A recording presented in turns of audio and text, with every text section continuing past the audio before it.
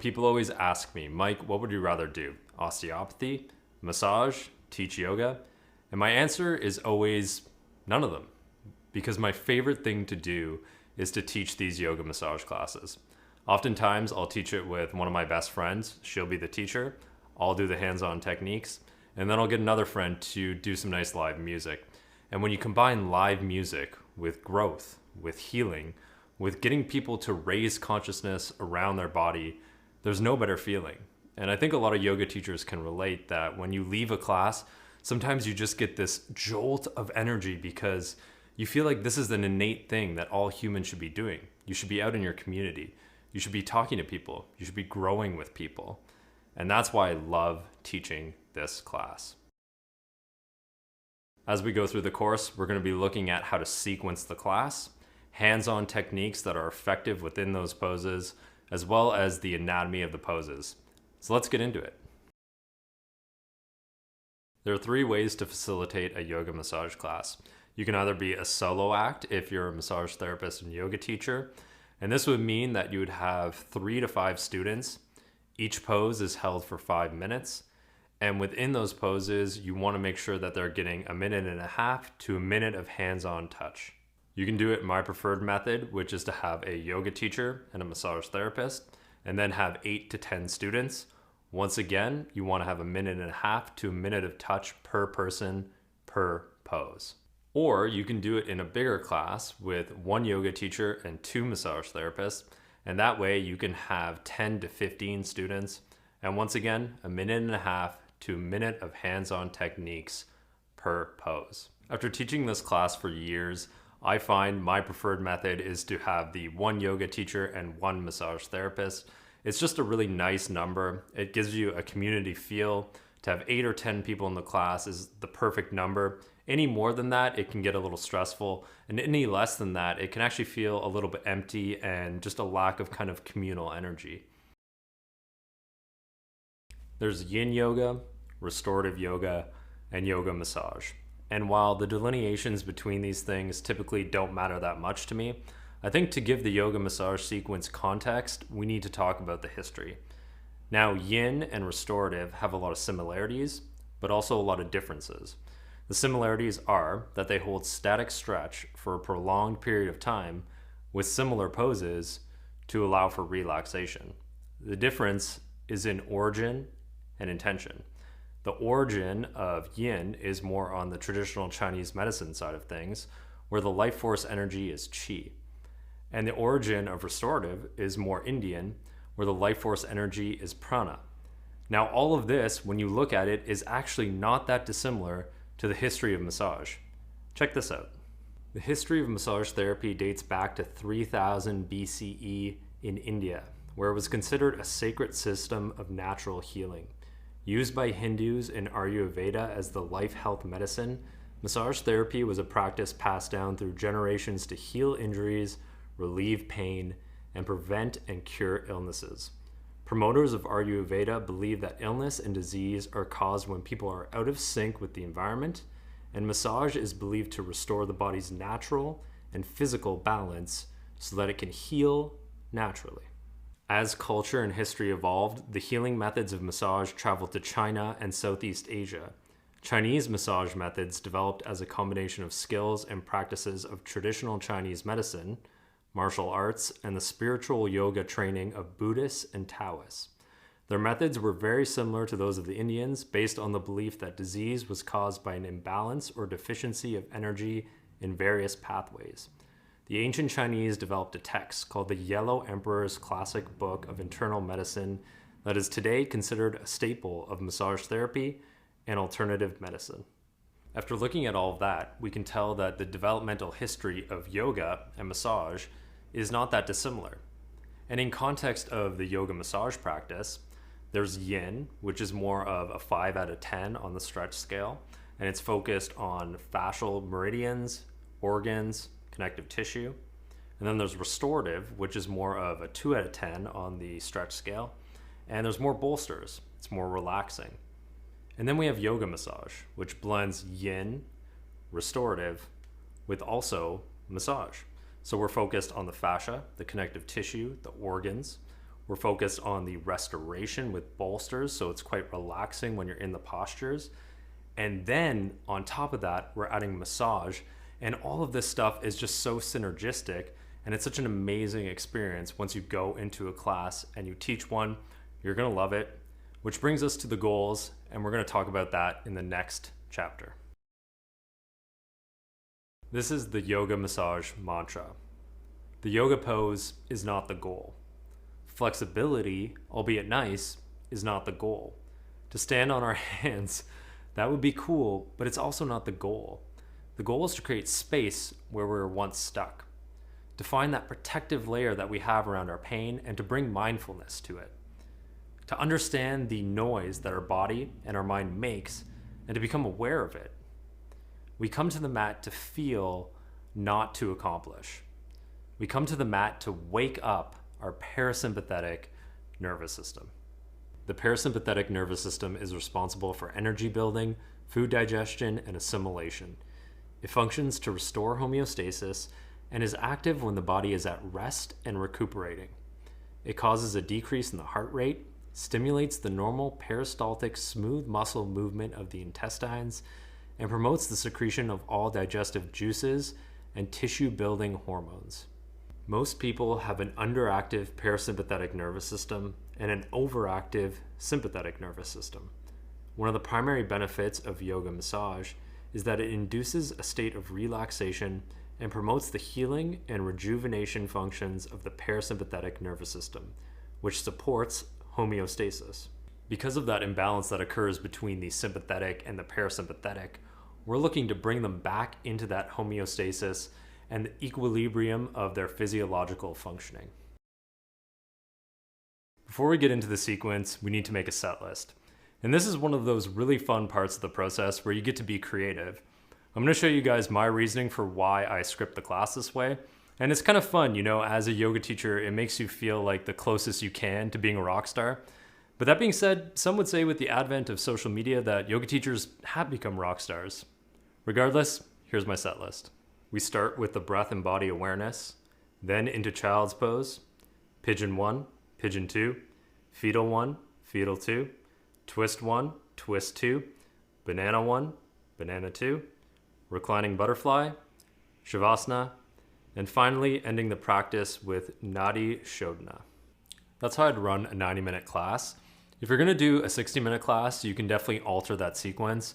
And even within that, I like to take maybe one or two poses and exclude them as the ones that I might not do in case there's just not enough time. One thing's for sure, meditation is no longer just for mystics and yogis, it's broken into the mainstream.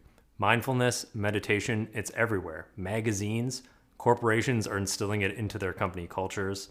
And one thing I'm gonna say about it is that it can be hard. I know for yoga teachers, even myself, someone who's a self-help nerd, who loves yoga, who is an osteopath, I find it difficult to take 10 minutes out of my day to just relax. And that's what's so great about the yoga massage class, and especially to do this at the beginning, is to bring people back into their breath, back into their body. We're thrust forward into modern society. Everything can be really stressful. There's a lot to think about. People need this moment at the beginning of the class to relax and to just be. Studies have found that regular meditation practices increases the protein BDNF in the brain, which improves cellular health, reduces the rate of aging within cells, and also causes a reduction of the gray matter decay in the brain, making it possible for higher neuroplasticity over longer periods of time. It sharpens your attention. Consistent meditation increases resiliency to stress, it makes our compassion more effective, and it also has a positive impact on relationships, not only to others, but also to ourselves. For anyone who's in a coffee shop or maybe out in public, this is a chapter that you want to skip over, although you could watch it and take some notes of a meditation that you could use when you teach one of these classes. But for everybody who is at home, take a seat, relax, and do this guided meditation with me. Take a moment. Sit up tall, spine long. Bring awareness to your spine. Allow the hands to soften, fingertips soften. If you want to ground yourself more, place your hands down on your knees. If you feel like being more open, maybe a little more vulnerable, place your palms up. Close your eyes. Allow your eyelids to get heavy. Soften your gaze. Chin slightly tucked. Neck long. Fingers and hands soft.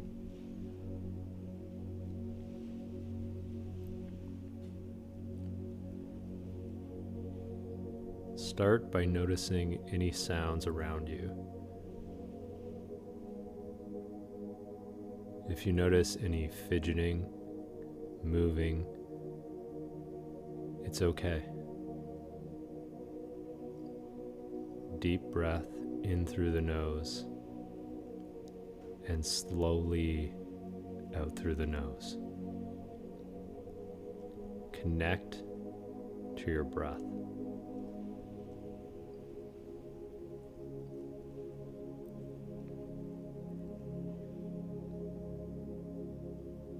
Observe yourself with kindness. Welcome balance and mental clarity in this moment. Right now, it's just you, your breath, and this moment.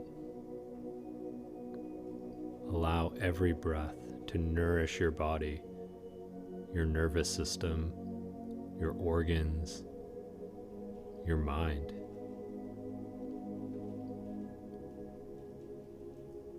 Notice how gravity takes over as you breathe out. Feel the rise and the fall. Deep breath in, rise. Deep breath out, soften.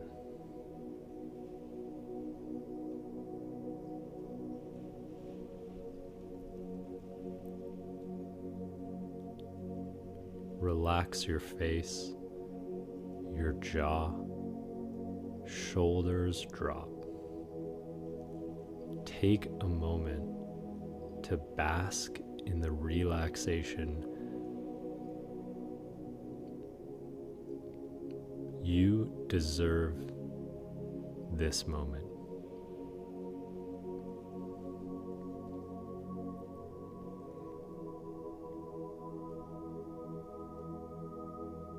You're taking the time to be here, to be now. Allow yourself to come into the natural flow of the universe. Just be.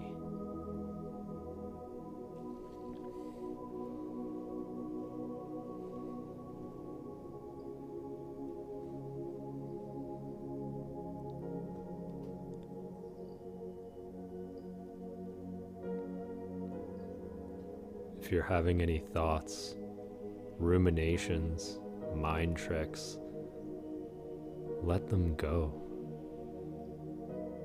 It's you, your breath, this moment.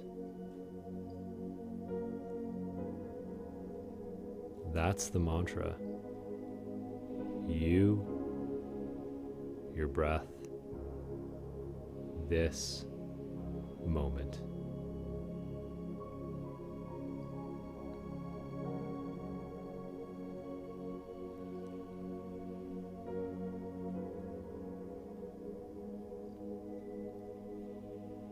The stories we tell ourselves, the stress we place on our body, our mind, that cycle repeats. Right now, that cycle stops.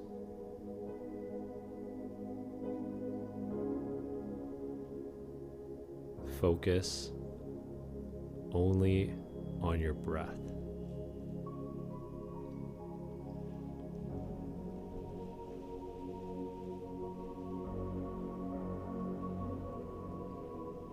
It's simply you, your breath,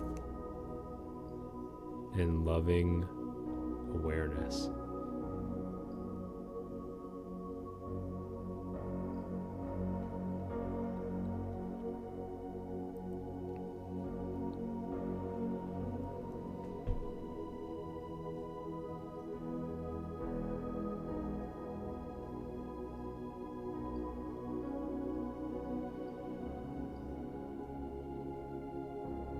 Thoughts from your week, from the past, from the future, don't matter.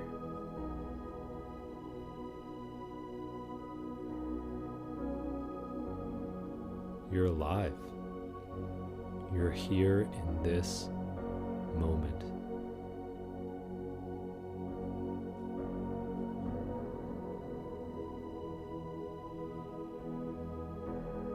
Feel your face soften. The neck relaxes. The shoulders drop down.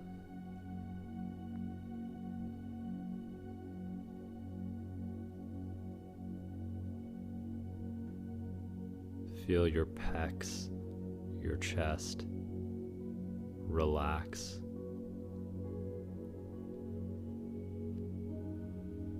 There's an ease in just being.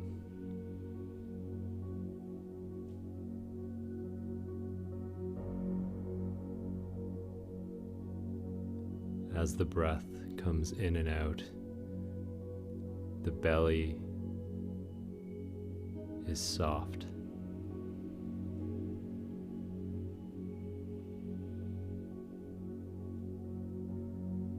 Feel your spine grounding down into the earth.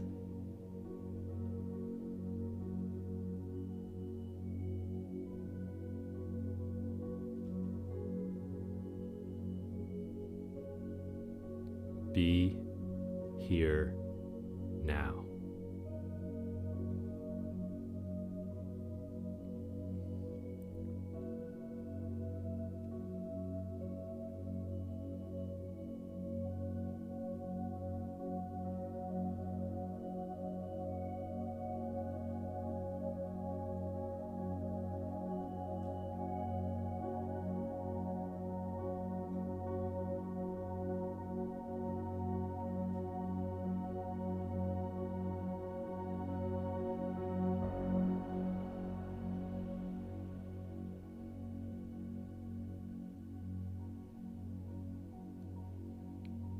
Feel how easy everything has become when you simplify.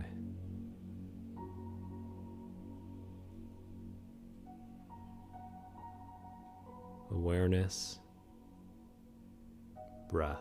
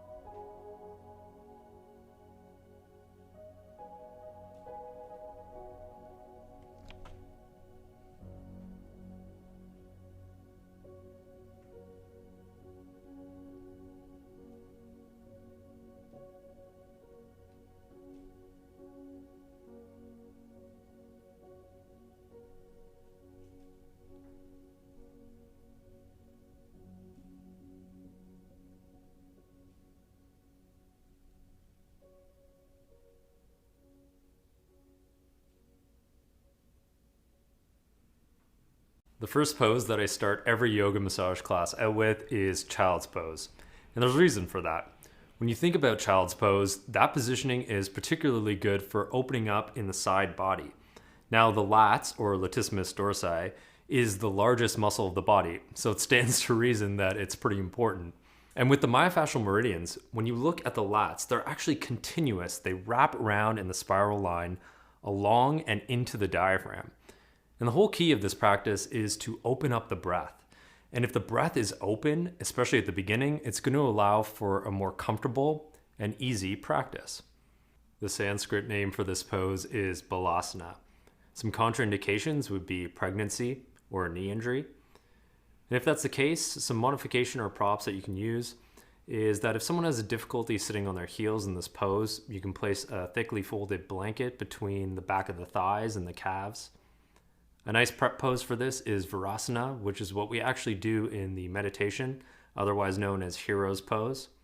And really you could follow up anything with this because it's a resting pose. Some of the benefits are gently stretches the hips, the latissimus dorsi, in through the lower back in the thoracolumbar fascia. It calms the brain and helps to relieve stress and fatigue. And it also relieves back and neck pain when done with the head and torso supported. There's actually this amazing article on Wonderlust, and it's called It's Always a Good Time for Child's Pose. And it has a couple of little poses in there that I kind of wanted to recreate, but I feel like the article is just too funny that you guys have to check it out. So the first one is that there's no more bounce sheets, child's pose. Can't figure out what laundry detergent to get, child's pose, etc. Definitely recommend going and checking that out. I had a really good chuckle. I'll leave a link for it below. After you're done the meditation, you're going to go into child's pose. So, Kristen, I'm just going to get you to go into child's pose. And I'll get you to place the tops of your feet flat on the ground and pull back to a seat, knees wide. Place your arms out and head down on the mat. A modification that you can do for this too, for a more restorative pose, is to take a bolster and offer it to whoever is there and place it under them. And this is just a little bit more comfortable. Now that they're in child's pose, there's a couple things that you can work on here. So you can focus on the lats, and particularly the origin, which is right here in the thoracolumbar area. So you can work out this area and work here as well. You can also remove the bolster at one point, and then you can get them to go into the side, and that will just get a stretch into teres, lats, and through the QL. First technique I want to show you guys is to open up this part of the back. So Kristen, is it okay if I roll this up a little bit? So always check in with whoever's on the mat and see if they're comfortable with that. But this area, typically in a kyphotic posture, which most people have, there's going to be a dip here. So all the tissue is stuck in this area. And the great thing about child's pose is that it helps to stretch this area out that is so compressed. And to further that is you want to take a reinforced fingertip, and then you're going to move out right beside the spine. And with your reinforced fingertip and then your other finger, you can pull the tissue laterally. And you're just hydrating and opening up everything in that area and getting into the origin of the lats and stretching everything out that's been so compressed.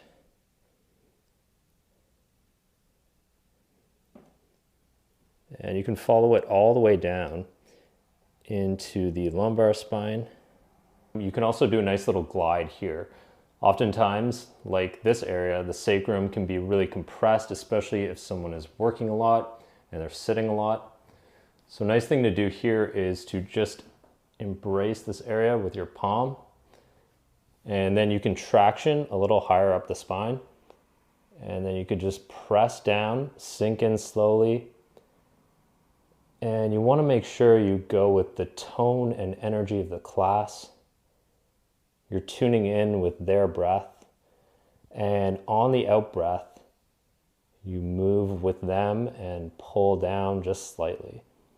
And there's not a lot of pressure here. You're focusing on the glide. So you're putting your hand down and then just pulling this way. And when they take a deep breath in, you could also use negative pressure, which helps a lot. So you can just kind of relax your hand you're just hovering over the body. And then as she breathes out, you can press in a little bit and then just traction and pull the spine down. Another alternative here is that you can actually take the bolster away. So I'm just going to remove the bolster for a second. And then a great way to encourage a stretch through the side body is to get them to reach over to the other side slowly. And that helps to encourage a stretch in the teres, the lats, the intercostals, the QL. A couple of different approaches you can do here. You can kind of anchor down here and just move them into the stretch gently, but encourage it just a little bit more. If you're doing more of a yoga therapy session, you can get really specific and kind of hook in on the QL, and you can try to like spread it with your fingertips, which feels really nice. You can also do a cross hand spread, and make sure that you're comfortable as the therapist or yoga teacher. And you can just take one hand, this hand is pulling this way, and then this hand is pulling down. And all this stuff is pretty gentle. It's more that you're just there with them and you're helping them through their practice. And once again, work with the breath. You want to make sure that you're having balance on both sides. So Kristen, I'm just going to get you to move to the other side, slowly and gently. You would do the same techniques on the other side. The body likes symmetry, it wants balance, so you have to provide that, especially during a class like this. Now we're going to transition to Pigeon, but we need a rebound pose. So Kristen, I'm going to bring you back to neutral. And from here, you can get them to take a couple deep breaths in and out through the nose. And then you can get them to come to tabletop and cat-cow. Inhale, chest rises, gaze rises. And exhale, chin to chest, round the spine. And get them to repeat that. The great thing about this particular maneuver is that for anyone who's into craniosacral therapy, the dural tube that runs through the spine, a lot of the fascial adhesions and everything that gets stuck there can create a lot of pain. So this movement helps to just increase the fluidity of the spine, especially for people who have been working a lot and they're stressed. This is a really nice rebounding pose that you want to do in between all of the main poses of the sequence. A yoga massage sequence without rebounds is like holding your breath and never getting to exhale. It's one of the most important parts of this entire practice. Here's why. There's the physical. In a yoga massage practice, we are intentionally exercising the yin tissues of the body. These include our ligaments, tendons, and fascia. These kinds of tissue in the body respond to long-held static stress best when followed by a rest period. The resting period is where the tissues rebound and rehydrate. They do not like being pushed and pulled quickly, hence these tissues being famously injured during sports. These tissues are usually low in elasticity, so they need time to settle and adjust after coming out of a yin posture. If we are listening or feeling into our body with plenty of awareness, directly after you exit a yin shape, your instincts will tell you you need to be still for a little while before you move again. There's the mindfulness. What sensory information did you receive in the stillness of the rebound? In other words, are you able to feel and learn about that last yin shape you experienced? How has it influenced your body and mind? Did you just realize that you were holding your breath the entire time? Were you pushing through pain? If you stretched your lats, did it actually help to relax your neck? Maybe you started to become aware of that inner critic that is really mean and a perfectionist and wants you to be in the best shape possible for the sheer aesthetic of it. How often do you allow yourself time to just rest? And there's the energetic. In Chinese medicine, qi governs all the movement of the body. So wherever you are right now, hopefully you're at home, start shaking. Just shake for a minute. And after that's done, you're going to feel this really nice buzzing sensation. What is that? We already know scientifically that when connective tissue is stressed and placed under load, fluid is squeezed out of the tissue. When the tissue is released or rebounding, this fluid is pulled back in by water-loving molecules that live in your superficial fascia.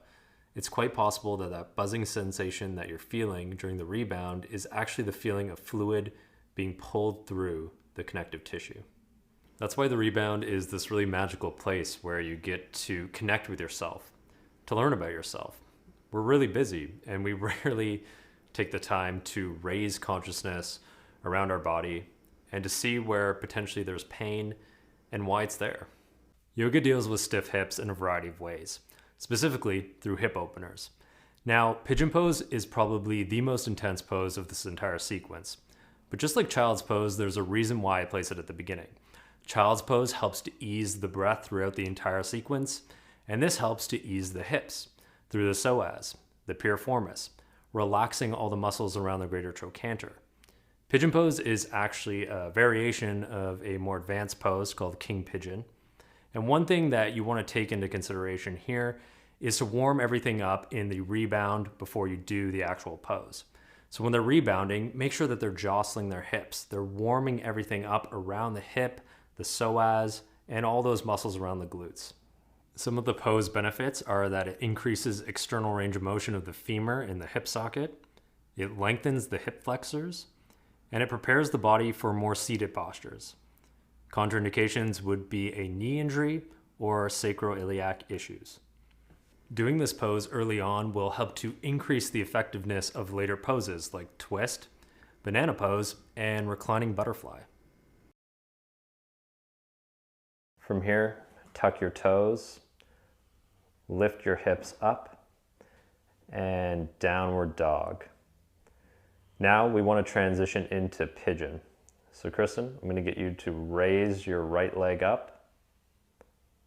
Bring your knee to your wrist. And you can bring your hands down to the mat and slowly lower. You want to make sure with pigeon pose that the person on the mat is as comfortable as possible, especially when you're doing a restorative practice. Some alternatives here for the yoga massage class is that you can get them to just lie face down and just rest if they're uncomfortable with this position. Or to make it more comfortable for them, you can bring a bolster and you can place it underneath their head so they have something to rest on. Another way is to take a blanket and you can place it underneath their hip and just a little extra something to make sure that they're really comfortable. This pose is really great for targeting the piriformis, and on the opposite side with the outstretched leg, it will help to stretch the psoas muscle. So let's go in and see some of the techniques that you can do in this pose. In this position, there are a lot of things that you can do, but it's also the best position for this particular sequence to target the hamstrings and the calves. Now, most people are going to have clothing on. It's better if they have shorts. It allows for more techniques. So typically what you're going to do here is basically some compressions. So when you're in this area and you're doing a compression, you don't want to go in like too deep or too light. You just want that nice, even pressure. And because the class is so relaxing and slow, you also want your hands to move really slowly. So you can brace with both hands. This just helps to encourage circulation. And you can just do some nice gentle rocking, which also helps with the parasympathetic. It helps to relax everything in the area. And you're just moving slowly down the leg. Some nice, slight, gentle rocking. You can even wait for the breath of the person on the mat. You can move with them, with their breath. You can go down into the calf And with the calf, you can even do some nice muscle approximation if they have really tight calves and you feel it. And this will help to decrease spasming. And you're just gently encouraging the two heads of the muscle together. Or you can simply do compressions. One thing to note here is the soleus. It's a muscle this is the gastrocnemius. It has two heads. Underneath that, right here, is the soleus. And this muscle actually plays a strong role in returning blood from the leg to the heart. So it is a really important muscle. Oftentimes it's called the second heart. So you want to make sure that you're not only just getting this area, but when you're squeezing the muscle, you're also opening up this area and getting some nice circulation in there. And once again, move slow. Calves, you have a little more real estate to lift the muscle off of the bone. You can even move farther down, get in towards the Achilles. There's some nice little kneading in this area. Oftentimes, this can cause plantar fasciitis. It can cause issues up the leg. So to do some nice little kneading around this area is so helpful for the entire body. If you're doing more of a yoga therapy session, that's when you could do more intense techniques. You can place your thumbs in between the gastrocnemius heads and spread out. You can even go in between the hamstring muscles.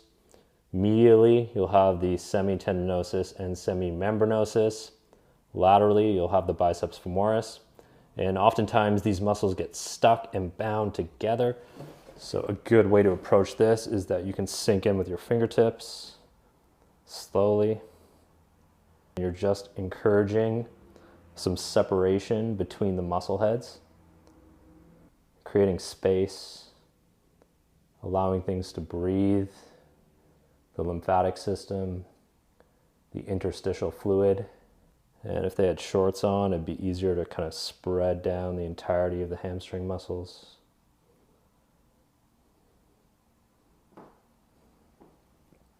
So those are the techniques that you can do on the leg in this position.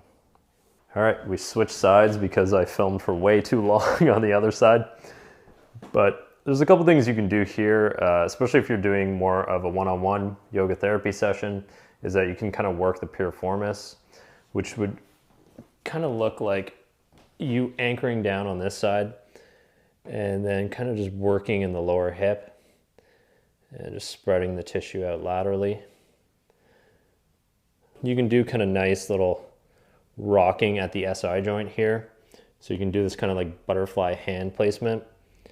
And then you can just encourage some nice little rocking there. And once again, just compressions. Just nice and slow.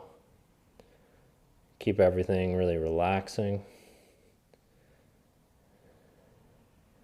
And you're just encouraging a little bit of movement in the joint there. But the focus is still on the relaxation. And I find oftentimes Pigeon can be a challenge because of the positioning of it. So when there's an external stimuli with your hands and you're working and doing some techniques, it actually helps to relax the person on the mat and they can embrace the technique a little bit more. We're going to transition out of Pigeon into fetal position. You want to make sure with Pigeon that you do both sides, that you're repeating the same techniques on both legs or both hips, depending on what you choose to do. To get out of Pigeon, you're going to take the bolsters away. So just gently remove the bolsters. Slowly rise, ease out of this pose. And then bring the leg that's towards the wrist back into downward dog. And especially after an intense pose like that, you want to get them to just paddle it out with their feet. Encourage some nice intuitive movement here. Deep breaths. Give them a minute or two to really relax and to get ready for fetal position. Now after this, you can get them to come back to table and then slowly roll over onto their side. And as the teacher, you can cue that you're going to come around with a pillow for their head if they want it. And you can also put a blanket in between their legs for added comfort. It makes sense to follow up the most difficult pose of the sequence with the most restorative and relaxing, which is to do the fetal position. Fetal position is amazing, and it's so good after this pose because, as we talked about in the rebounding poses, after you've done pigeon, everything's been really stretched. And what fetal does is it helps to bring everything back in and shorten all the tissue, which is the perfect bridge between pigeon and twist. The Sanskrit name for this pose is Parsva Garbhasana. Some contraindications for this would be for pregnant women. They should only practice this pose on their left side. Some of the benefits are that it relaxes the mind and the body and creates a sense of security. In pigeon, the hands-on techniques were focused on the legs, the feet, the calves. And this is a perfect way to access the hip after it's been stretched, then it's relaxed, and that's when you go in with the hands-on techniques and help to relax everything around the greater trochanter. And you can also place a blanket underneath their legs, just more added comfort for the knees.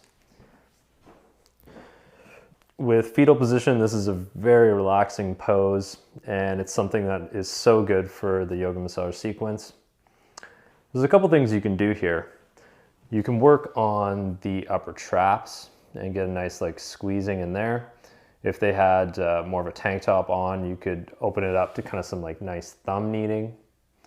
You can also work down into the lats and also around the iliac crest and into the hip in the greater trochanter.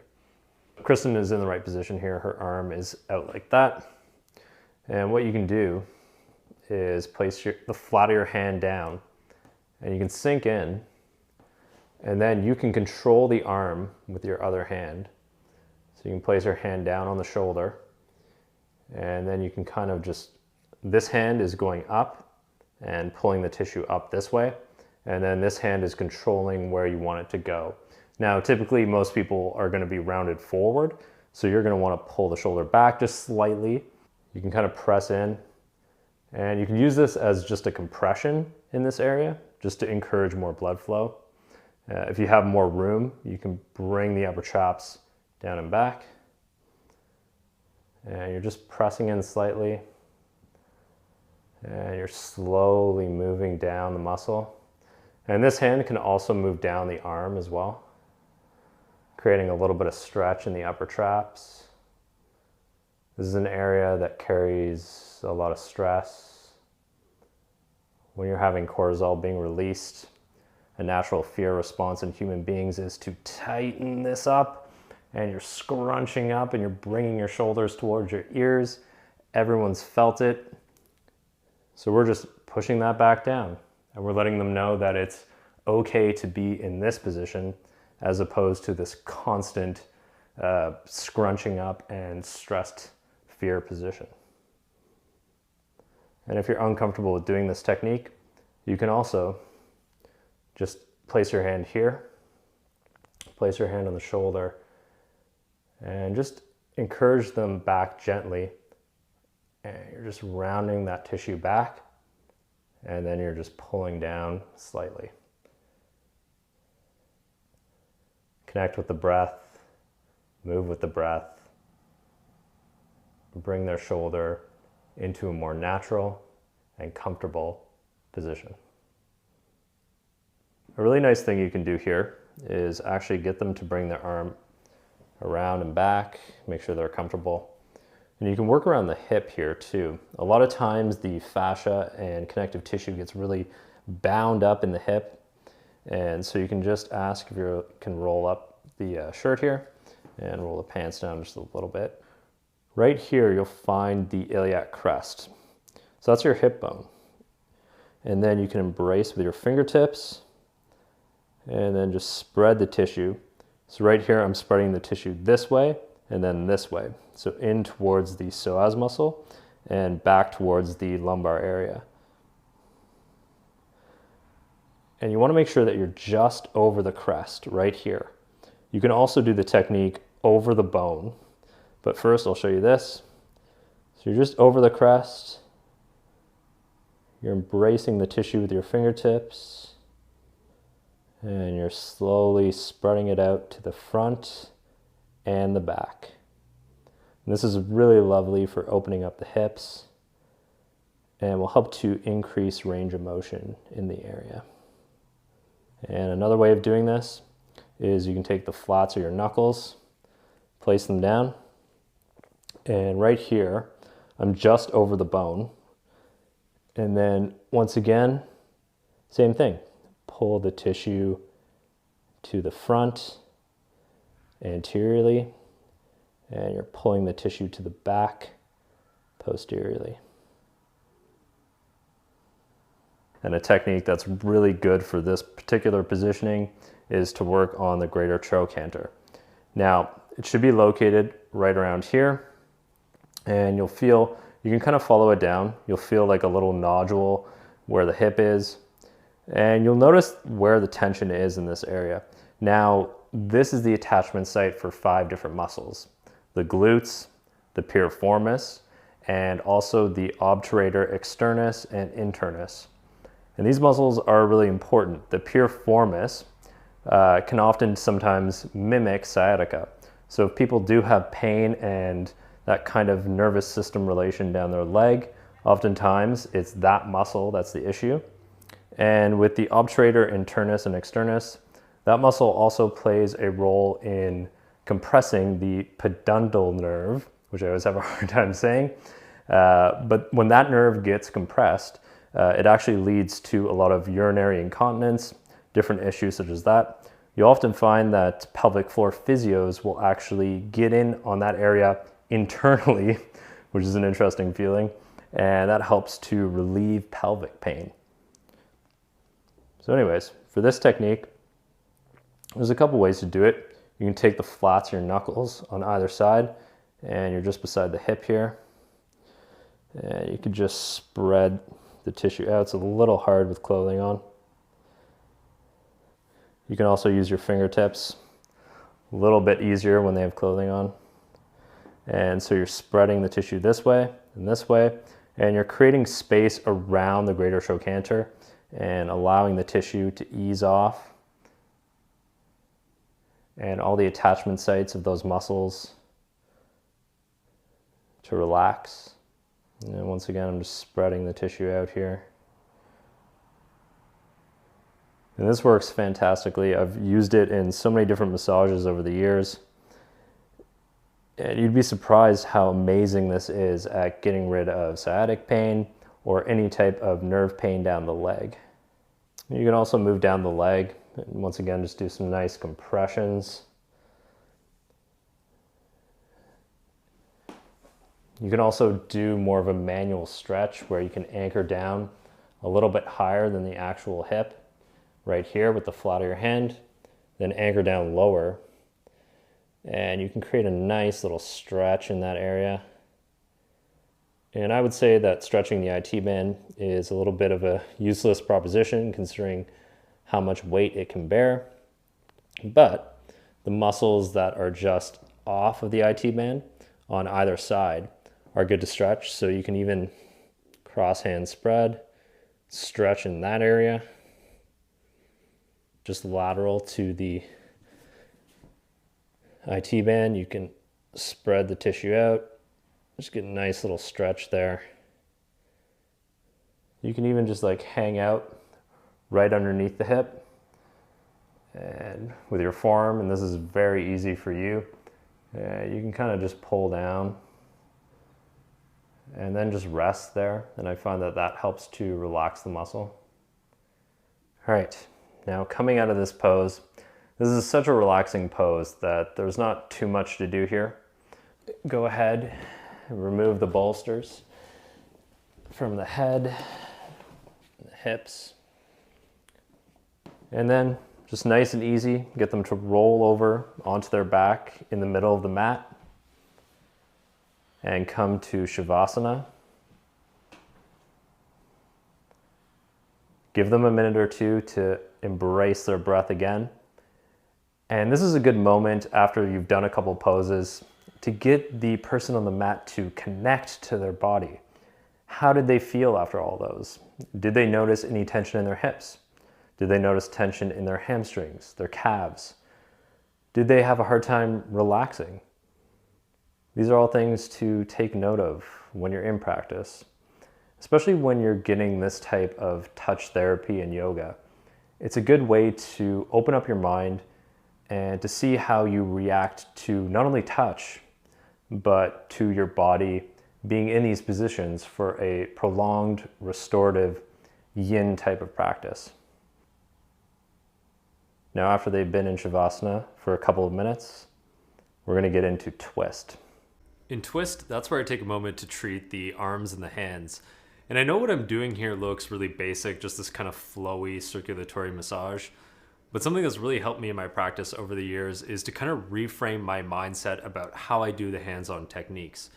The body is actually a fluid matrix. Up to 60% of the human adult body is water, according to H.H. Mitchell and the Journal of Biological Chemistry.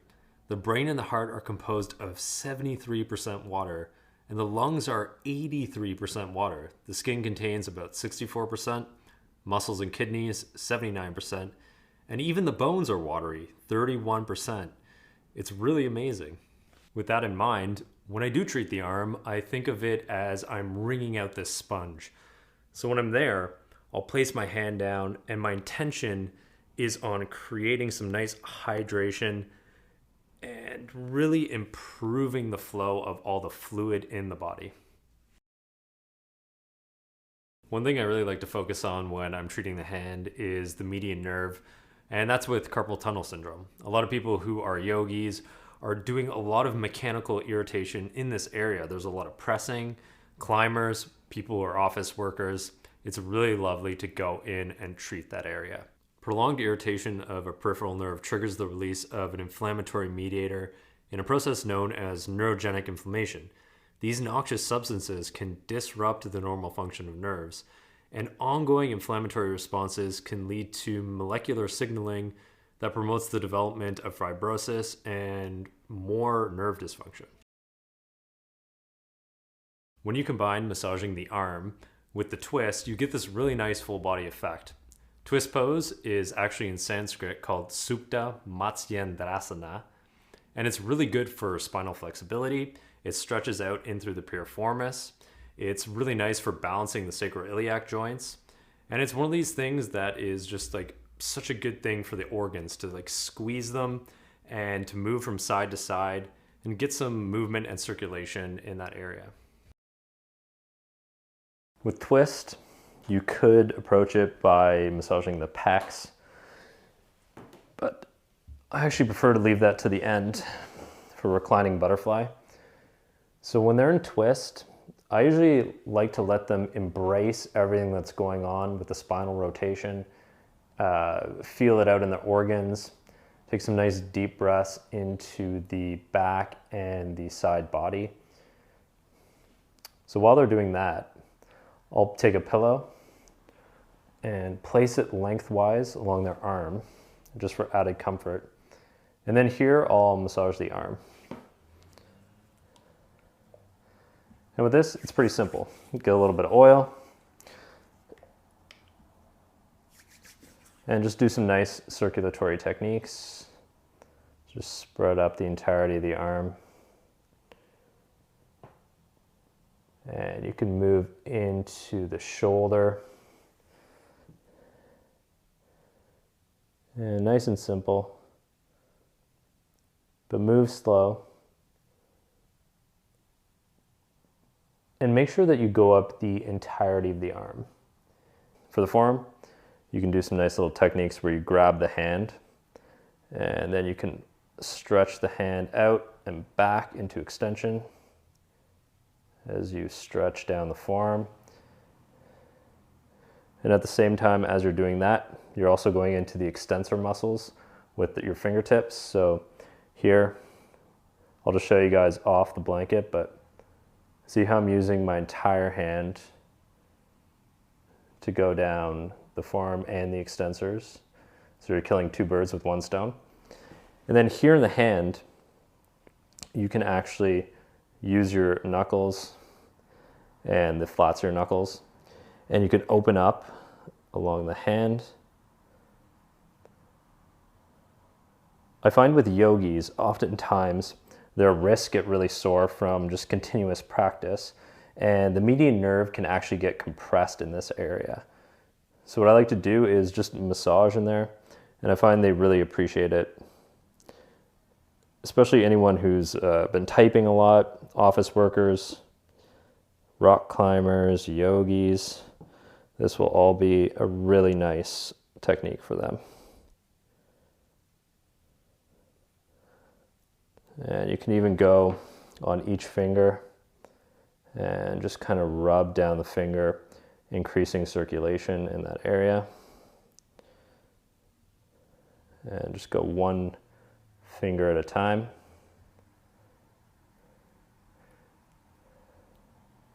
It's another nice one.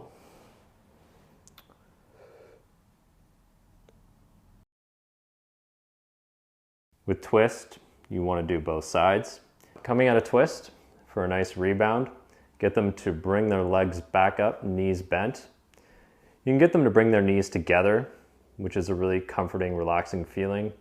And it helps to actually do a little bit of reciprocal inhibition from what they were just stretching. Get them to relax into that. Give them a minute or two.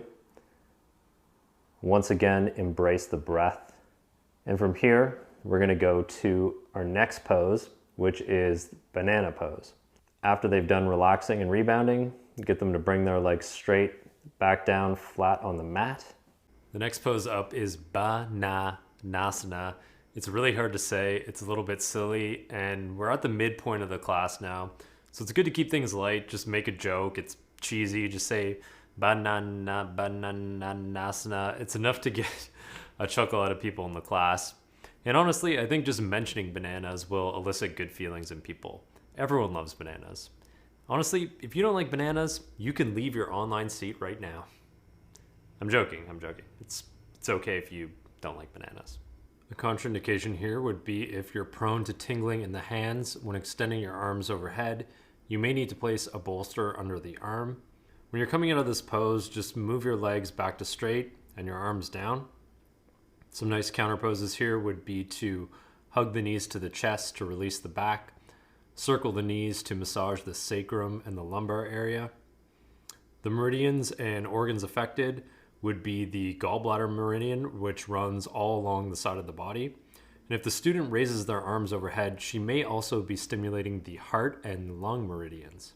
Much like child's pose, when you get into the side variation, banana pose is very similar, except it gets in through the lateral leg. So anyone with IT band pain or pain down the side of their leg, perhaps they're runners and they have pain on the side of their knee, this will be a really delicious stretch. I like to encourage just a nice, gentle rocking and slow movement to just intensify that stretch in the side body. I'm going to bring Kristen back to neutral. And same instructions. I'm going to get her to rest just for a moment before she moves to the other side. You can either cue the legs first or the arms above the head, whatever you prefer. For this one, we'll show the more alternate way of doing it. So Kristen, I'm going to get you to bring your arms above your head. You can bring them together. Then I'm going to get you to bring your right leg over your left and slowly move to the side. And now you can lift up your upper body and place it on the other side. If the person on the mat is comfortable with it, you can also get them to get a little more of a stretch in through the QL and the sides of the leg by getting them to place their left foot over their right leg. And that will just encourage a little more stretch in through the hip into the greater trochanter. For banana pose, I typically don't do a lot of like moving hands in this area. I mean, you can work in through the teres here if you want to, or you could work in through the intercostals. But I like to just encourage the stretch here. We've already done quite a bit of hands-on work, so this is a nice way of just connecting with the person on the mat. When I look at this position as a massage therapist, what I see is that you want to encourage stretch in the QL, down here into the hip and the greater trochanter, all the muscles that go in towards the pelvis, and even down the lateral side of the leg. So what I'll do is I'll place my hand on the intercostals just above this area, anchor down slowly, and then I'll go a little bit lower into the leg. And you want to be conscious of the fact that you're not going to push anything on someone that their body doesn't want. So when I'm here, I'm connecting, and this is a bit of a move where you need to use your intuition as the hands-on therapist. And I'm just gently, it doesn't look like I'm doing much, but I'm gently encouraging this part of her body up, and then this part of her body down. You'd consider this kind of the interlude or the resting point of a yoga massage class. Reclining butterfly, Supta Baddha Konasana. To me, this is the most important pose of the entire sequence. Let me tell you why. Now, as most of us know, people are very kyphotic nowadays. We're all rounding forward to look at our screens. And not to be over dramatic, but think about kids. Never before in history have we been so absorbed in the screen and rounded forward. Now, as time goes on, maybe 1 year, 2 years, you're not going to notice anything. But think about it cumulatively. When you're rounding forward and you're placing that pressure on the heart, the lungs, the diaphragm, it's decreasing our ability to take nice deep breaths in through the body. Also, think of the pressure on the spine, in through the nerves, the neurovascular bundles. The spine is working harder than ever to hold us upright. This can take its toll. Let's talk about kyphosis, and let's talk about the benefits of this pose. It can lead to breathing problems. Severe kyphosis can put pressure on the lungs. Limited physical functioning. Kyphosis is associated with weakened back muscles and difficulty doing tasks such as walking and getting out of chairs. The spinal curvature can also make it difficult to gaze upward or drive and can cause pain when you lie down. Digestive problems. Severe kyphosis can compress the digestive tract, causing problems such as acid reflux and difficulty with swallowing. Body image problems. People with kyphosis, especially adolescents, may develop a poor body image from having a rounded back or from wearing a brace to correct the condition. For older people, poor body image can lead to social isolation. The benefits of reclining butterfly are that it stimulates the abdominal organs like the ovaries, the prostate gland, bladder, and kidneys. It stimulates the heart and improves general circulation. It stretches the inner thighs, groin, and also the adductors. And it can also help relieve the symptoms of stress, mild depression, menstruation, menopause, and even lack of confidence. A beginner's tip here is that if someone is having strain on their inner groin or thighs, they can place a block or a support on their outer legs just to help alleviate that area and to make the pose more comfortable. From here, after the moment of rest, we're going to be moving into a reclining butterfly pose. Begin with sitting on the floor, legs extended, soles of the feet together, with the knees out to the side, making a diamond shape with the legs. Lie back either on the floor or a bolster, because what we want to target is the pec muscles. So I'm actually just going to get Kristen to move up and then get her to lie back. And we're looking at stretching the pecs out. Stay for 5 to 10 breaths. Allow them to come into the pose, relax into the pose. And that's when we're going to get into our techniques. Reclining butterfly is an amazing stretch for the adductors, but it can also be quite intense. So after you place the bolster, make sure to ask whoever is on the mat if they need anything else. And then you can get a bolster underneath both of the legs and the hips.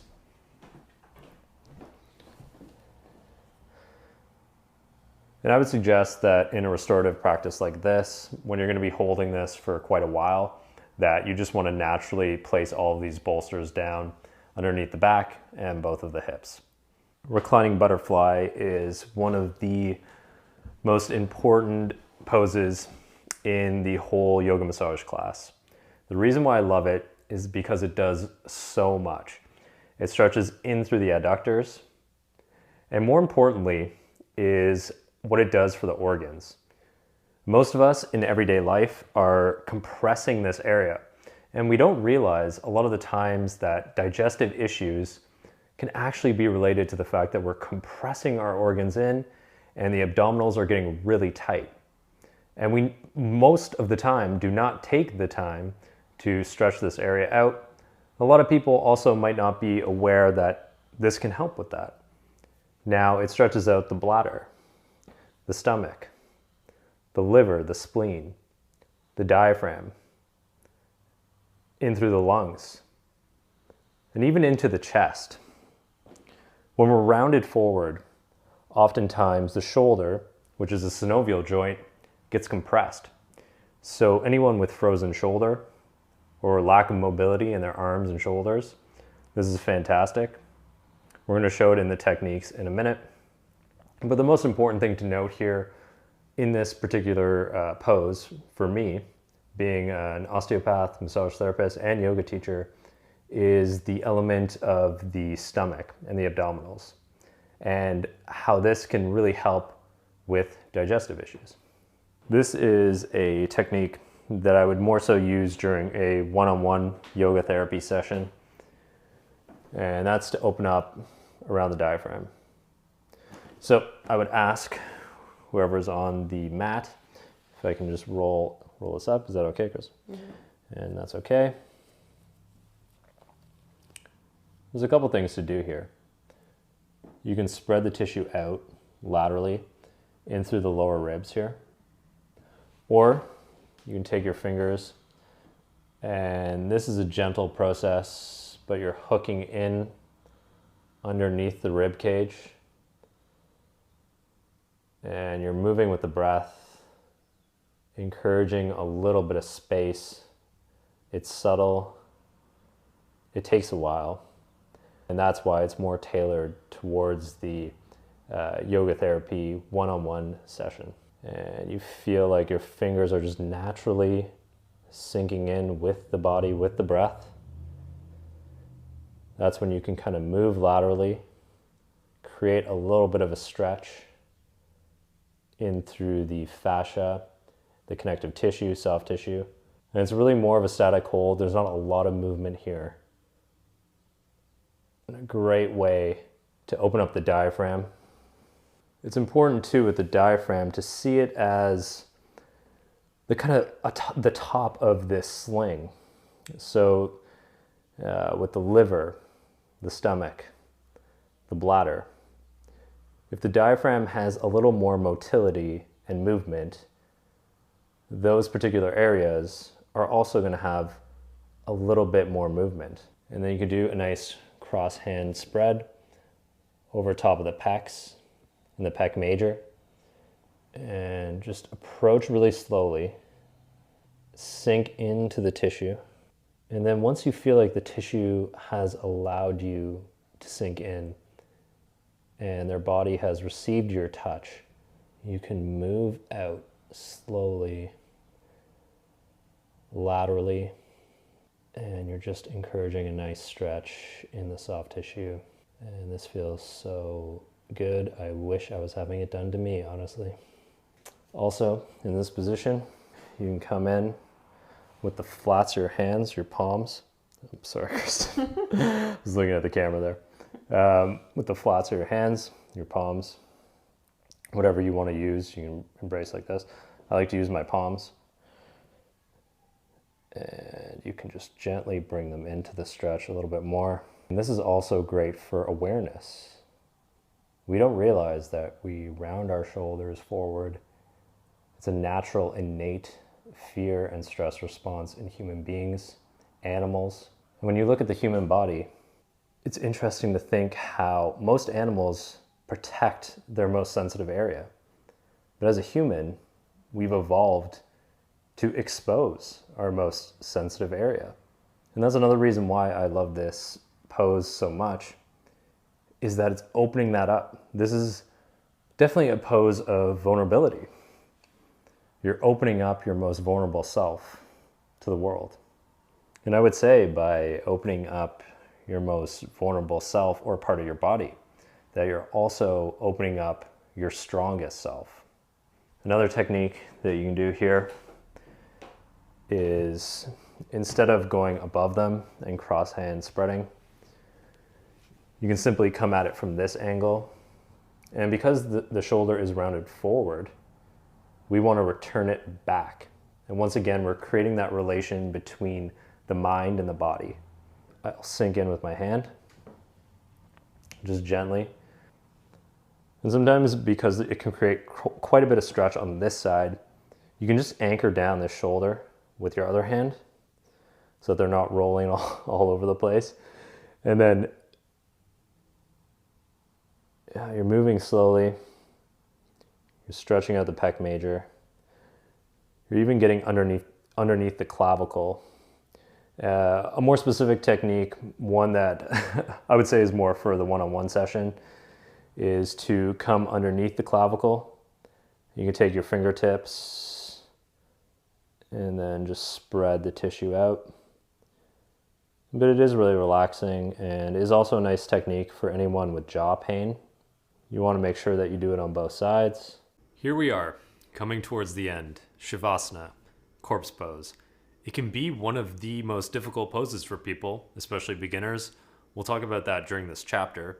But it can also be this really ethereal experience, not dissimilar to when you get a massage and you're awake, but you're in this altered state of consciousness where you're just like, you're so relaxed that you want to drool. In fact, people have drooled on my feet throughout my career. It's happened actually a couple of times. Good thing I wear shoes when I massage. Here's some common thoughts that can cross your mind when you're in Shavasana. Does that dude smell? Do I smell? Should I get the green juice or a smoothie? What am I gonna eat after this? How much longer? How much longer? I have to pee. Hope you guys enjoyed that. There's some of my terrible acting skills. I had to bring it into the course and hopefully entertain you guys slightly. Anyways, let's talk about the pose. To optimize this pose, you can gently place a cloth or eye bag over someone's eyes to block out the light and relax the pupils. You can place a sandbag, block, or a few blankets horizontally across the lower abdomen. You can place a folded blanket or cushion under the neck and head until the forehead is slightly higher than the chin. Or you can place a rolled up blanket or cushion beneath the knees. It's hard to let go of the idea that everything important happens when you are moving and taking action. Yet a deeper part of yourself waits for those moments when you are completely relaxed to reveal the truth.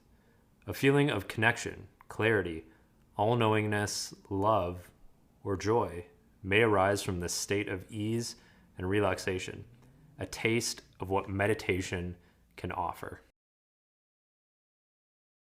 Now that the sequence is coming to an end, we're going to get into Shavasana. You want to make sure that everyone is feeling very comfy. We just went through a relaxing class, but it can also be quite intense. So when they're in Shavasana, you make sure you're going to tuck them in, place a pillow underneath their head, a bolster underneath of the legs, so get them to bring their knees up. Bolster in. Wrap them up in a nice, cozy little blanket.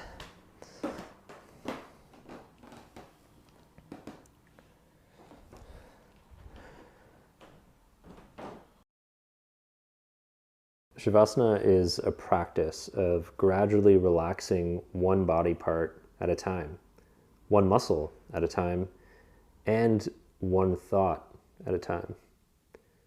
When you do this practice day after day, perhaps week after week, it conditions the body to release stress and can improve your sense of physical as well as emotional well-being. But when you've allowed tightness and tension to build up in your body, relaxing, even when you lie down, feels impossible. That's why it's important to practice the other active, restorative asanas before attempting Shavasana, because they stretch, open, and release the tension in the muscles. They also help to relax the diaphragm, so the breath and energy within the body can move more freely. Typically, if there's only one practitioner here, I would start at the neck and then move to the feet. With the neck, it's important to note that most people have a kyphotic posture, and you want to bring the neck down. So the neck is usually encouraged up, and we're trying to drop it down and ease off all of the tissue in the back of the neck along the cervical spine. So what you're going to do here is just get them to lift up for a moment and bring the hair back. And then with your fingertips, it's nice that they're in the pillow, because what you're going to do is, as you're going along the spine on either side, you're going to bring the tissue up in traction and then drop down and then traction the skull and the suboccipital muscles up. So let me show you what I mean by that. So I'm going to get Kristen to bring her head up, and then I'm going to rest my forearms on the pillow and get her to come back down. And right now I'm just pulling up her cervical spine on either side in the laminar groove. I'll try to show you guys here by just bringing her to the side. So what I'm doing here is right here in the side of the spine, I have my fingertips, 2 or 3, whatever is more comfortable for you. And I'm going up both sides of the spine, and I'm pulling up the tissue and tractioning all of that tissue in and along the cervical spine. Right here in the middle is where oftentimes when we have that head forward posture, just like in the thoracolumbar area, it gets compressed in here. So you want to make sure that you're stretching out and pulling that tissue consistently straight to discourage that poor neck posture. We want to make sure to bring them into the most comfortable position that their neck wants to be in. So once again, engage the tissue, slowly bring it up, and you're following that into the suboccipital muscles. And the suboccipital muscles are just underneath the skull. And I'm just going to bring Kristen here. So right around here, and you're on either side, right beside the spine. What's interesting about the suboccipitals is their relation to the eyes. And they actually have 36 muscle spindles per gram, which is quite a lot. It's a highly neurological muscle. It's a very sensitive muscle, and you want to make sure that when you're working on it, you're treating it as such. So I place my fingertips there, and you're just gently doing some nice circular kneading with your fingertips. And you're being very sensitive to this area. And then after you've done a little bit of that circular motion, you're dropping down into the pillow and then pulling and tractioning those tiny suboccipital muscles up. So once again, when I'm in those muscles, I'm just doing some nice circular kneading, just really gentle, barely any motion, and then you're dropping down into the pillow, and then you're curling your fingers and tractioning that muscle up. Another nice thing to do in this position is to do a glorious face massage, because there's nothing so relaxing. And I find most of us, myself included, have jaw tension in through our face that we don't even realize. You can slowly kind of embrace the jaw and just pull up either side into the masseter, which is, I'm just going to get you to turn to the side, Kristen. A muscle in your jaw here. It's the main muscle of mastication. It's a very strong muscle, and it also takes a lot of abuse and a lot of pressure from chewing and everything that we do every day. So just have that in mind when you're treating this area. And you're placing your fingertips down. You can do 3, 4, for me, 3. And you're just bringing the tissue down along the jawline. And then stretching slowly up through the masseter. And here I like to pause and allow the muscle to gently relax underneath my fingertips. And follow that up past the jawline into the forehead. And another muscle that you want to make sure that you massage is the temporalis.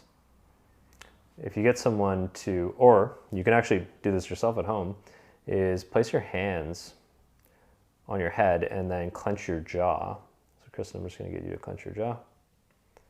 And you'll actually feel the temporalis muscle fire.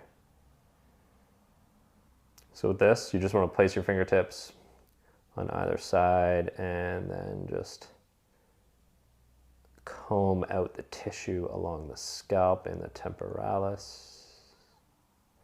Great for anyone with jaw pain. I'm not going to encourage a lot of pressure, but the temporalis can actually take a little bit of pressure. So as you're working through it, just place your fingertips there and gently move out, and then you can place a little bit of pressure in that area. And then just finish off with some nice scalp massage, moving in around the ears and into the face as well. And you can pull the tissue back on the forehead gently. At the feet, as the neck and the head is being worked on by either the yoga teacher or a massage therapist, when you're at this end of the mat, you can place your hands and palms underneath the soles of the feet, and you can just relax here and ground them with your touch.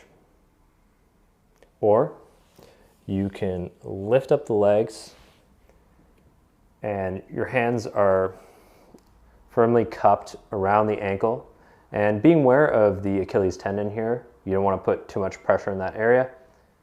So cup around the ankles and then use your body weight in your back muscles to pull them back and traction the legs. This is really nice for opening up around the hips. It's gentle. And it's just great to encourage this kind of length in the body after everything that we've done through the entirety of the sequence. After we come out of Shavasana, say that you're going to gently remove the pillow from their head, And remove the blanket. And then grab the bolster from underneath their legs. And we're going to set up for some alternate nostril breathing. So Kristen, I'm going to get you to very slowly, whenever you're ready, come back to a seat. Nadi, subtle energy. Shodhana, purification. Pranayama, breathing technique. Nadi Shodhana, subtle energy, purification, breathing technique. I love using this at the end of the practice. It's a great way to connect to the breath, and it can be energetic or relaxing. So for a more energetic flow, you can do a 4-2-4 system.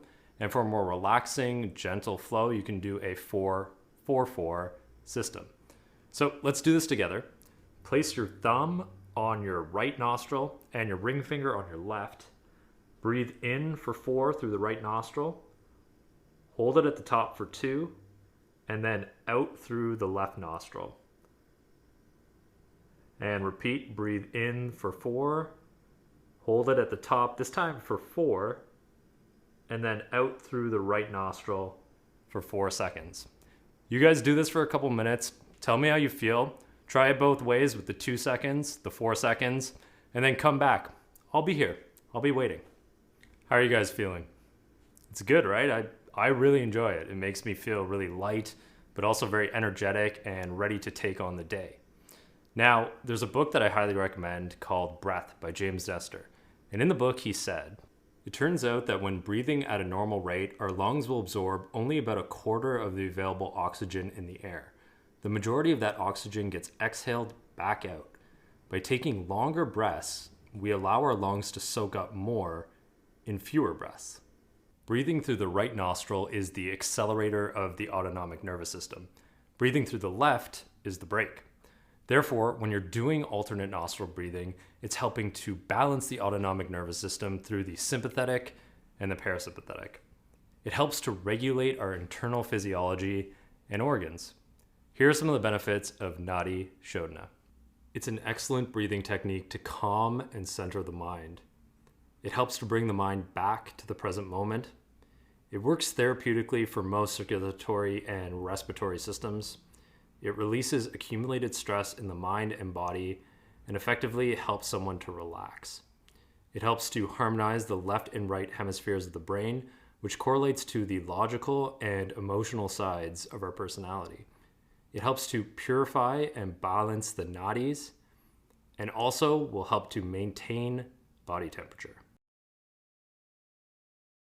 To practice the alternate nostril breathing sequence, get them to sit in a comfortable position with their legs crossed.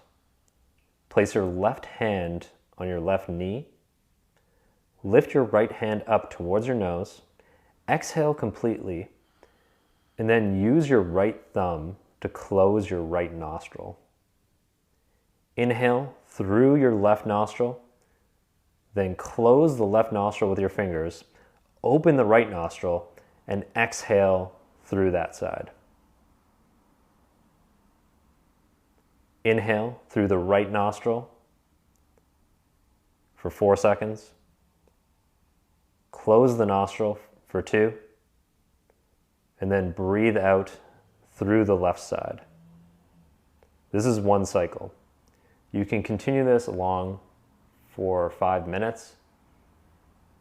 And I find this is a really nice way to end the practice. It gets the person who's been through the class not only relaxed, but also reinvigorated and reconnected to their breath before the class is over. I wanted to talk about marketing. I think it's something in yoga and massage that isn't talked about enough. I know in my lengthy trainings here in Canada that we barely talked about it, and I can't even remember what we said about it. So here it is. I'm going to talk about marketing, and I'm not going to lie to you guys that selling a yoga massage class is extremely easy. You're taking yoga and massage, 2 of the most popular restorative practices in the world, and you're bringing it together into one. If you've ever done a yoga class, you know that one of the best parts of the class for most people is when the teacher chooses you to be the one that they go around and give a hands-on adjustment to. Well, imagine a whole class of that. The value that you're bringing to people here is that you're giving them a moment out of their week or their month where they get to relax. They have something to look forward to where they can stop, maybe get away from the kids, get away from a stressful work life, and they get to absorb themselves in this incredibly restorative yoga with hands-on touch. It's a really amazing experience. And if there's one book that I'm going to really recommend to you guys for marketing, it's actually This is Marketing by Seth Godin. For any entrepreneurs out there, this is the absolute Bible. It's an incredible, incredible book that's really inspirational. And I want to read a quote from it right now. Marketing seeks more market share, more customers, more work. Marketing is driven by better service, better community, better outcomes. Marketing creates culture, status, affiliation, and people like us. Most of all, marketing is change. Change the culture, change your world. Marketers make change happen.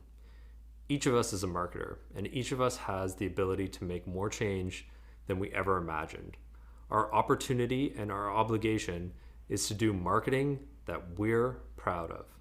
And you have to ask yourself, are you proud to be a yoga teacher or a massage therapist? And I think the answer is yes. I mean, we're providing this homeostasis for people. When people are stuck in the sympathetic, we're bringing them back down into that parasympathetic, which is so important. In terms of logistics of doing one of these classes, usually you're going to do it at a yoga studio, or you can do one-on-one sessions. But if you do it at a yoga studio, you need to work out a split with the studio, and then you have to figure out a price. Typically for our classes, we sell them for about $35, $40, and you have to have confidence in your price. Here, a yoga class is usually about $20, and then you're adding on the hands-on, which is another $15 or $20. And with us, we actually over-deliver because we have live music during our class. And that gets me around to something else that I wanted to talk about, is that things are quite competitive nowadays, as you guys know. A lot of people are worried about the noise.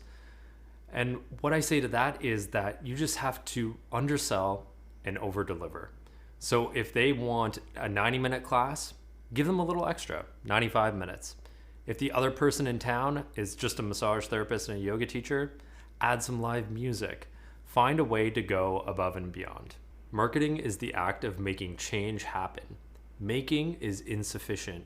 You haven't made an impact until you've changed someone. When people think of marketing, they think of spamming or tricking. But it's not about that. If you've shined a light for people and you've helped them, then you've done your job. That's marketing. It's not about tricking anyone or doing some sort of false thing to sell something. Here, we're looking at bringing them to a nice class, a beautiful experience, and something that they can go spread throughout the community, and they'll tell people. You know, I've had so many clients from these classes come back to me in my personal practice. And that's what's so great about doing one of these classes, is that it gets you out to a large number of people. In a class, there's 6 to 10 people. And if you're the only massage therapist with a yoga teacher, people are going to notice you. And they're going to say, wow, so you could potentially get 10 clients from one night. So even if you make the class more of a discounted affair, or you don't want to sell it for a high price, you're gaining that back by gaining so many different clients. And as a yoga teacher, you're also building your name in the community. People are seeing that you're multi-talented.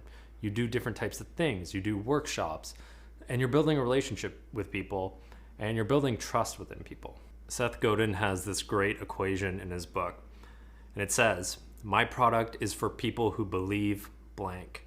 I will focus on people who want blank. I promise that by engaging with what I make, it will help you get blank. So, with that in mind, who is a yoga massage class for? It's for people who believe in taking time out, in relaxation and self-care. And by being in the class, how is it going to help them? It's going to help them achieve all of those things: self-care, self-awareness, relaxation. One thing I'm going to say about doing one of these classes is to be consistent. Repetition is not only the mother of skill, but it's also the mother of success. By providing the class consistently, once a month, I'd say, you're going to gain notoriety in your community. People are going to talk to their friends, they're going to tell them about it, mention what an amazing experience it was. You know, in our classes, we have these lights that project onto the ceiling, live music, like I talked about. We're providing a really nice experience for people. And consistency is one of those things that's going to allow people to book in. And when you have these set dates, you're just going to keep propelling forward. And eventually you're going to get to a point where you're just turning people away because you just have so much business. People really want to go to these classes. It's really popular in my area. And it's one of those things that's just going to propel itself as time goes on. The question should always be, who can I help? How can I help them solve their problems? We don't do marketing to people, we do it with people. All right, guys, so I wanted to do an anatomy review, but I didn't want it to be a really dry, boring affair. I wanted it to be interactive. So what we're gonna do is we're gonna talk about all the basic structures of the body, and then we're gonna go in and explore different textures on different parts of our body. Often regarded as merely the body's covering, the skin is in fact the largest organ of the body. On an adult male, the skin can cover a surface area of 19 square feet and weigh nearly 10% of the total body weight. The skin is intimately connected with the superficial fascia and deeper tissues, and its texture, thickness, and flexibility vary throughout the body. There's an old saying, if you do not like the skin you have, just wait a month. An average adult sheds about 600,000 particles of skin every hour, amounting to 1.5 pounds of skin each year.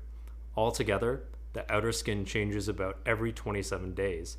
Added up, and that is nearly 1,000 new skins in a lifetime. With that in mind, take your hand up and feel how pliable and how thin the skin is on the top of the hand. And then turn your hand over and feel how rough it is. Feel that in between the median nerve, the thickness of the two tissues on either side, and how when that becomes compressed, it can cause issues. But just feel how much pressure you can place on that area, and then get a sense of what you like. You know, oftentimes people can rush into things and they're moving really fast, and that feels nice. But I think a nice approach is to just go really slow, engage the tissue, get a good feel for it, and then just spread it out and work on it. Bones and bony landmarks are easy to distinguish from other tissues because they have a solid feel. Of course, the bones shift along with their surrounding structures during movement, and sometimes other structures can feel like bone. For example, when a muscle contracts against resistance, its belly and tendons become very hard. Ligaments also can have a particularly solid structure and quality. The shape and rigidity of bones and bony landmarks are constant, unlike muscles, which can transform from soft to a hard state. So if you guys bring your elbow up, just feel around. Feel for all the bony prominences and make the distinctions between the soft tissue, the tendons. And you know, this is kind of a nice exercise. It's something that I never do, except for last night when I was thinking of this idea. And when I started doing it, it was actually really interesting to feel all the different structures of your body and to make all the different little distinctions between everything. Skeletal muscle, the voluntary contractile tissue that moves the skeleton, is composed of muscle cells, layers of connective tissue, fascia, and numerous nerves and blood vessels. Muscle tissue has 3 specific physical characteristics which help to distinguish it from other tissues. First, muscle tissue has a striated texture, similar to unsanded wood. This is different from tendons, which typically have a smoother feel. The fibrous quality of a muscle belly is caused by bundles of muscle fibers running in a particular direction. Second, the direction of muscle fibers can be used to determine the specific muscles that you're palpating. And lastly, muscle tissue is unique because it can be in a contracted or a relaxed state. When a muscle is relaxed, it is often soft and malleable. When contracted, it has a firm, solid quality. As the tension in the muscle tissue changes, surrounding tissues like tendons and fascia also change, becoming taut or loose. Let's use the biceps brachii as an example for this. Now, I was going to take you guys to the gun show, but I'm not sure what Udemy's policy is on this, so I'm going to leave my sweater on. And just when you're not in a contracted state, just relax everything in the area and just feel out on the inner bicep for all the different striations. Just get a sense of the tissue. Does it feel really fluidic? Does it feel really taut in certain areas?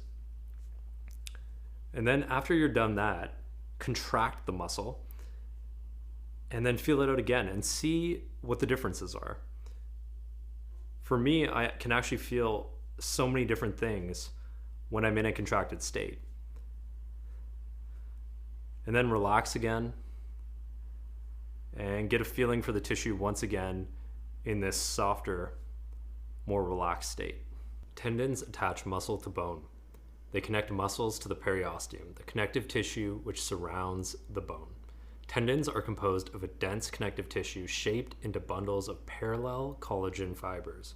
Each end of a muscle has one or more tendons. Tendons come in a variety of shapes and sizes. Some are short and wide, like those of the glute max or the buttocks. Others are long and thin, such as the tendinous cables of the wrist. A broad, flat tendon is called an aponeurosis. Okay, so for this one, find your bicep. And I'm just gonna hike my arm up here so I can make sure you guys will see. And you're just following that down distally and then in towards the inner elbow.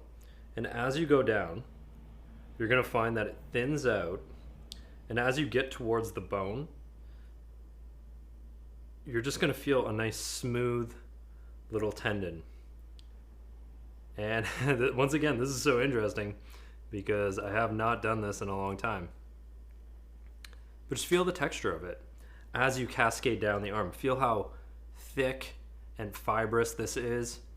And then as you get down into the tendon, just recognize how thin and just how smooth it is.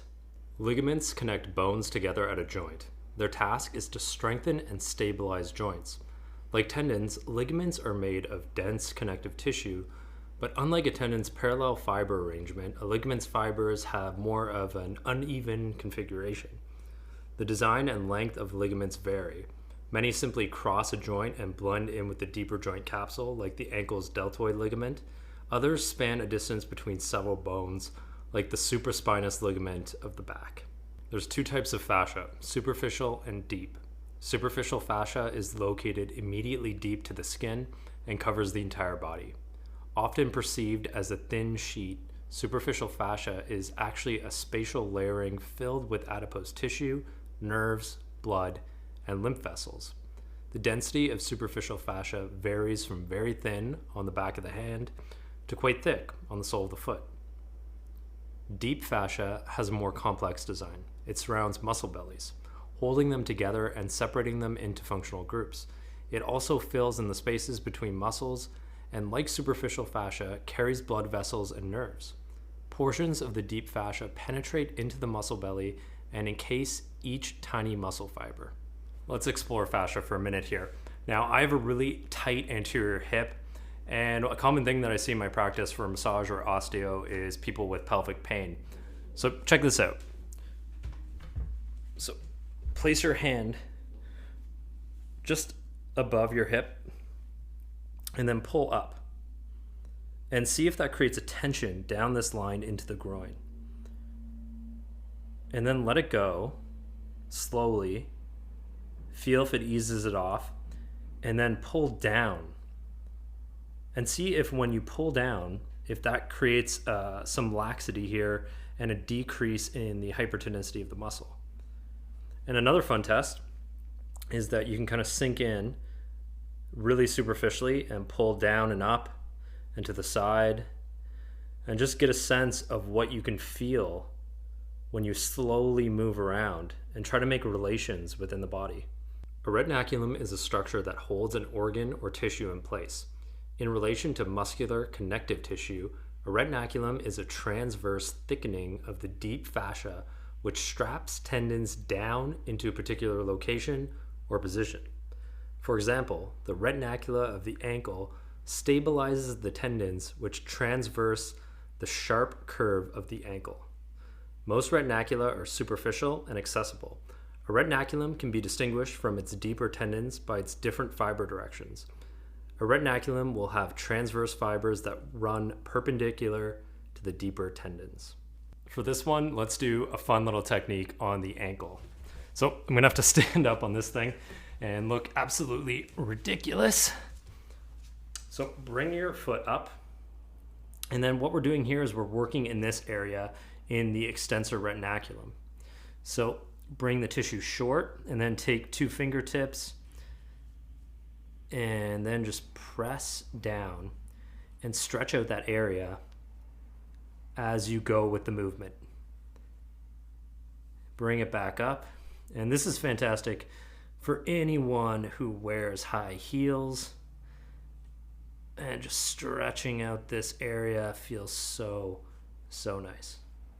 Arteries and veins have distinct features that you can palpate. For example, the pulse of the heart can be felt when pressing on an artery but not on a vein. Arteries are often situated on the protected side of an appendage and buried deep to the musculature. Some veins can be palpated superficially and are easily seen on the dorsal surfaces of the hands and the feet. A bursa is a small, fluid-filled sac that reduces friction between 2 structures. Situated primarily around joints, most of the body's 600 bursae cushion skin, tendons, ligaments, muscle, or organs from the hard surfaces of bones. They are also located between 2 muscles, 2 tendons, a tendon and a ligament, or a muscle and a ligament. Nerve vessels are tube-shaped, mobile, and tender when compressed. Although sections of nerves and plexuses, bundles of nerves, can be accessed throughout the body, they are best avoided. Compression or impingement of a nerve may create a sharp, shooting sensation locally or down the corresponding appendage. Lymph nodes collect lymphatic fluid from lymphatic vessels. They are bean-shaped and may range in size from a tiny pea to an almond. Lymph nodes are located throughout the body, and palpable groups of nodes found in the body's creases such as the groin, axilla, and neck. Healthy lymph nodes are roundish, slightly movable, and non-tender. They differ from other glands, which are usually larger and have irregular, lumpy surfaces. Congratulations! You guys made it to the end of the course. I hope you enjoyed it. As per always, my goal here is to provide continuing education for massage that's affordable, where you can also earn educational credits. You can follow me on Instagram for any future course announcements.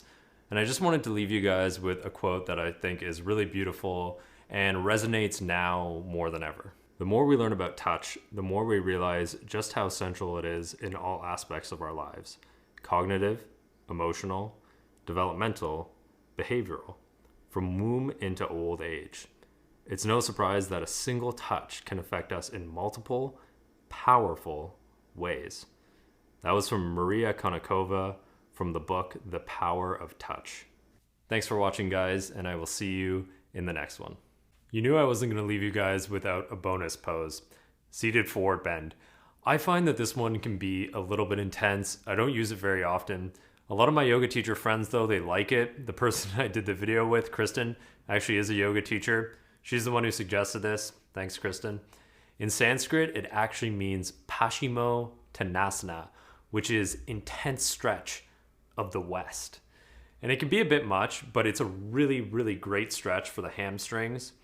And you can do some really cool moves with it. So you can go down the spine and just do these kind of gentle little rocking along the transverse processes, which helps to just bring the spine back and forth, back and forth. It creates a nice little movement. You just have to be really gentle with it. You could also do a really cool Thai yoga massage technique. I'll show you guys here. So basically, you would place your knee on their back gently, and then you could take their arms, get them to outstretch them, and then pull it back. And it creates a nice stretch in through the pecs, the hamstrings, and it helps to get a little movement in the spine forward. Okay, so that can be a little bit intense, but if you chose to do that, you can, and a lot of people are really going to enjoy it. Contraindications here would be asthma or back injury. Modifications and props. Most students should sit up on a folded blanket in this pose, and most beginners need to hold a strap around the feet. Extremely stiff students can place a rolled up blanket under their knees. To deepen the pose, you can clasp your hands around the soles of the feet or turn the back of one hand to the soles and grip its wrist with the other hand. You can also place a block against the soles of your feet and grip its sides with your hands. All right, guys, I couldn't help myself but to have a bonus pose, and one that is really nice, and that's a seated forward bend. This is a great pose for stretching out all along the spine and really, really nice for the hamstrings and the calves. So get the person on the mat to sit on the floor with the buttocks supported by a blanket if they want. Legs are straight in front of you. Press actively through the heels. Rock slightly onto your left buttocks and pull your right sitting bone away from your heel with your right hand. Repeat on the other side. Turn the tops of the thighs in slightly and then press them down into the floor. Press through your palms or fingertips on the floor beside your hips. Lift the top of the sternum up towards the ceiling. Draw the inner groin deep into the pelvis. Inhale, keeping the front torso long, and then lean forward from the hip joints, not the waist, and lengthen the tailbone away from the back of your pelvis. Take the sides of your feet with your hands, thumbs on the soles, elbows fully extended. You can use a strap here on the foot soles if you want to. Hold the strap firmly, but if not, just hold with your fingertips. When you're ready to go further, don't forcefully pull yourself into the forward bend. Whether your hands are on the feet or holding the strap, always lengthen the front of the torso into the pose, keeping your head raised. If you're holding the feet, bend the elbows out to the sides, lift them away from the floor if you can. And with each inhalation, lift and lengthen the front of the torso just slightly. And with each exhalation, release a little more fully into the forward bend. Let's assume that they didn't have a shirt like this on. If they had more of a tank top, you can place your body weight into them gently. You're not pushing them into this in any manner. You're just gently rocking along either side of the spine. And this feels really nice. And you can just follow it down along the entirety of the spine. And you're just getting a little gentle mobilization along the transverse processes. And you're just kind of working on the erectors, doing these nice little compressions. And when they come out of this pose, you want to make sure that they come out of it really gently and slowly. So Kristen, I'm going to get you one segment at a time to slowly roll your back up to straight.